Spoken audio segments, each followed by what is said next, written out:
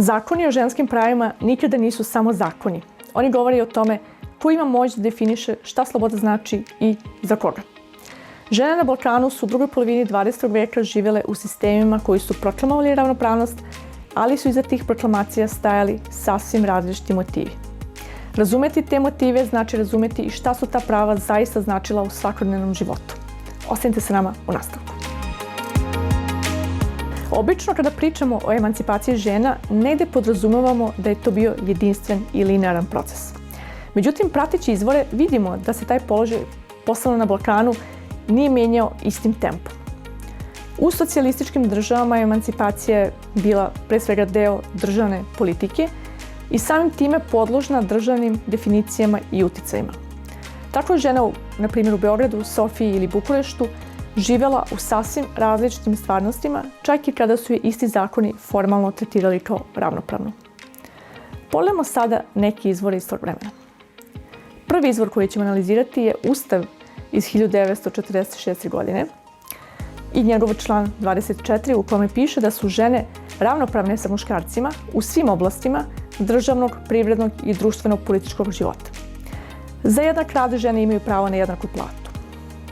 Država naročito štiti interese matere i deteta osnivanjem porodilišta, dečjih domova i obdaništa i pravo matere na plaćeno odsustvo pre i posle porođaja. Drugi zakon iz Jugoslavije koji je važan jeste zakon o zabrani nošenja zara iz 1950. godine. Tu između ostalog piše da u cilju da se otkloni vekovna oznaka potčinjenosti i kulturne zaostalosti žene muslimanke, zabranjuje se nošenje zara i feredža i svako pokrivanje lica žene. Kazna za ovo je bila do 3 mjeseca zatvora ili novčana kazna. Dakle, vidimo da je Ustav iz 1946. godine, koji je formalno bio jedan od najnaprednijih ustava u svijetu, garantovao jednakost i prava žena, uključujući i porodiljsko odsustvo, što je zaista bio novitet za to vreme. Ali istovremeno imamo zakon o zabrani zara, koji otkriva nešto složeniju logiku. Zabrana nije opravdana pravom žene da odluči, nego kulturnom zaostalošću. To znači da emancipacija nije bila stvar izbora, već je bila deo šireg državnog projekta modernizacije. Dakle, imamo zakon koji oslobađa ženu, ali je i kažnjava zatvorom ako odbije tu slobodu. Inače, na Kosovu je primjena ovog zakona naišla na snažan otpor, jer je ovaj potez protumačen ne samo kao verski, već i kao nacionalni. Sljedeći izvor koji ćemo analizirati je iz Bugarske iz 1975. godine. U pitanju je jedan izveštaj. U tom izveštaju između ostalog piše da je samo 2,15% ispitanica nezaposleno, da je 98% žena do 35. godine zaposleno u društvenoj proizvodnji. Također, ne može se pretpostaviti da je postignut veliki napredak u društvenoj ravnopravnosti, jer svega 36% žena je angažovano u društvenom radu. Aktivnosti fabričkih radnica su alarmantno male, a društveni angažman žena veći je samo među razvedenim ženama, jer razvedene žene nemaju mnogo kućnih obaveza. Dakle, ovaj interni državni izveštaj nam pokazuje da su zaposlene žene morale da preuzmu dvostruki teret. Pun radni dan plus kućne obaveze. Izveštaj implicitno priznaje da kućni rad i dalje pretežno pada na žene i time ograničava njihovu slobodu, ali se ne bavi dalje time. I pogledamo sad još jedan izvor koji se bavi temom abortusa u Grčkoj. U pitanju je zakon iz 1985. godine u kome između ostalog piše: dobrovoljni prekid trudnoće ne predstavlja krivično delo ukoliko je ispunjen jedan od sljedećih uslova: da trudnoća nije duža od 12 nedelja ili da trudnoća je rezultat silovanja. Da bismo razumeli ovaj zakon, moramo znati šta mu je prethodilo. Abortus je u Grčkoj bio zabranjen i predstavljao je krivično delo sve do 1985. godine, ali to naravno nije značilo da se nije primjenjivao.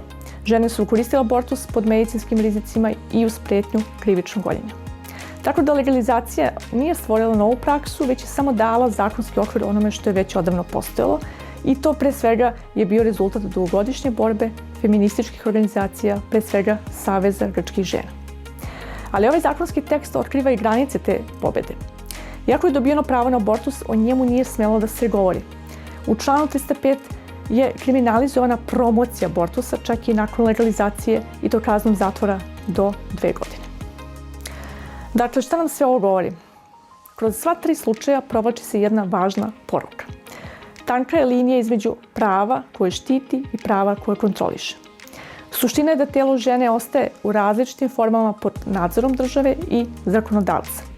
Također, ono što sva tri izvora zajedno otkrivaju jeste pravilnost da što je emancipacija više dolazila odozgo, to je više služila i nekim drugim ciljevima osim interesima samih žena.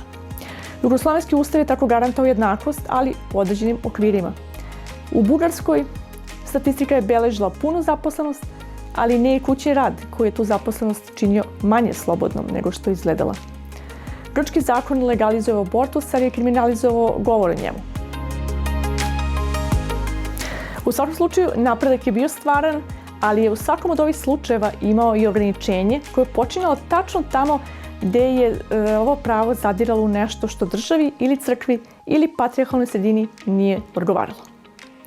Vidimo se u sljedećoj lekciji, a u međuvremenu posjetite naš sajt jointhistory.net za još mnogo zanimljivih istorijskih izvora.